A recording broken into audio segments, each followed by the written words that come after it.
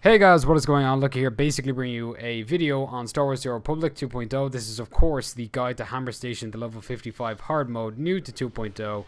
And in this video we're going to break down each boss fight, tell you what they drop, the strategies for them so you don't end up dying, and pretty much talking about the hard modes in general. So each of the hard modes, which is Kadamimu, Mandalorian Raiders, Aethys, and Hammer Station, come with a bonus that usually ranges from defeat enemies of roughly about 80 to 85 in number, which will actually unlock the bonus boss, which is so worth doing in these hard modes because they drop fantastic gear. Now, in terms of what you should be looking out for, is you should be very cautious when going into these. I would say that the difficulty for these hard modes is equal to that of unnerfed Lost Island hard mode back in the level 50s. You want to be well geared, roughly up there in the black hole gear. There should be no excuse as to why you don't have black hole, since it now drops in the level 50s, and you are going to need it, as well as maybe one pristine artifact piece from the basic accommodation vendor. So pretty much you want to go through the entire flashpoint, defeating as much enemies as possible to get to the bonus boss, which, like I said, is completely worth it. And I will talk about the strategy for the bonus boss in a bit, but first we're actually going to break down the first boss just at this moment of time. So the first boss of Hammer Station is of course the DN314 Tunneler, and the one mechanic you need to watch out for in this boss fight is of course the debuff it applies with its targeted laser.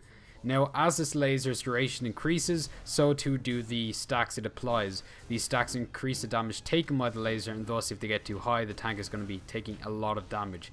Anywhere from roughly 10 to 13,000 per tick.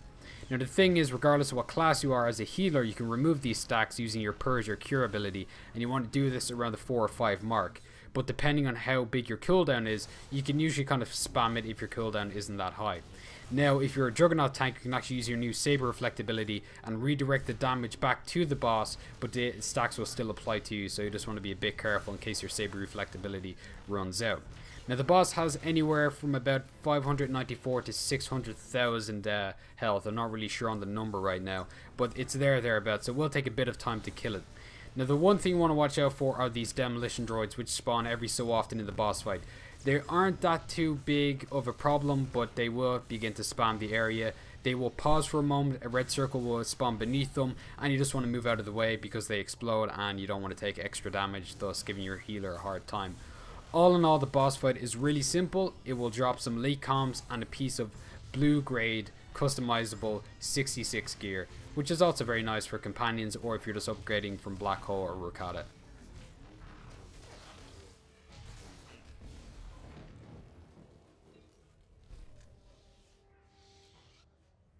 So the next boss more than likely be running into is the Asteroid Beast, which is the bonus boss for defeating 80 enemies in the actual flashpoint. Don't worry, you can actually track back if you haven't killed enough. Now, this boss only has one mechanic you need to watch out for as a tank, and it is its AoE smash, which is a channel called Rampage. It will channel it and then strike. You cannot interrupt it, of course, and it will stun everybody and deal about 2 tick to the entire raid, so you want to be a bit careful. As a Juggernaut tank, you can use your new ability in the tree, which allows you to put a small shield onto your raid by using your AoE taunt. I suggest saving your AoE taunt for that one particular moment.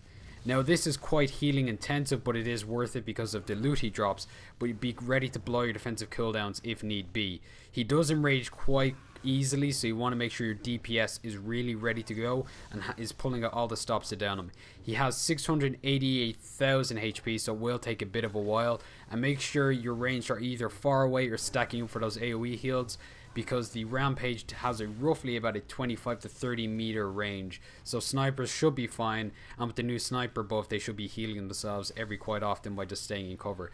Like I said, he does hit hard, so just be careful as a healer to make sure you're blowing your big heals on the tank, because if he dies, even if he releases or you actually spawn him back up using the combat res, more than likely Rampage is going to hit and thus cause AoE damage to the tank, killing him or her rather quickly.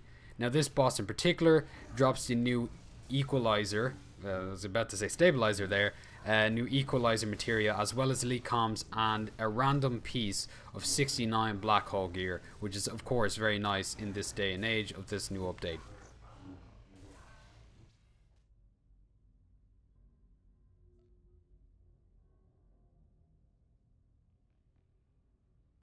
The next boss fight is Vorgan the Volcano's 2 companions Sawbone and Torch.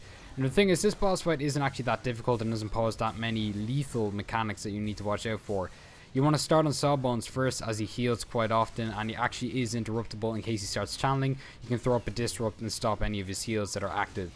Now the thing is, every so often one of the bosses is going to throw themselves up a shield, which will reduce their damage taken.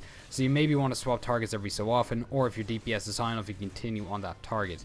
Keep in mind that Torch has a flamethrower, which is also interruptible, so if you're the tank, you can always just taunt it and also interrupt this flamethrower to reduce your damage taken.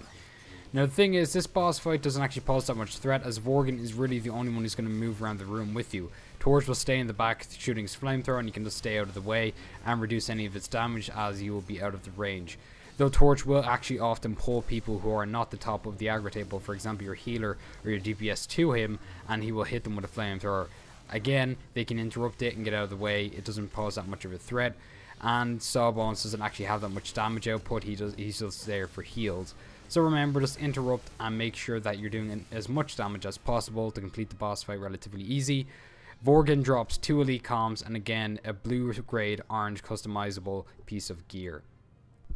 The last boss fight at Hammer Station is Battle Lord Krishan, who unlike our previous bosses is uninterruptible, and he has 2 specific channels you want to watch out for. The first is Sweeping Blasters, which is a frontal com which cannot be reflected if you are a Juggernaut.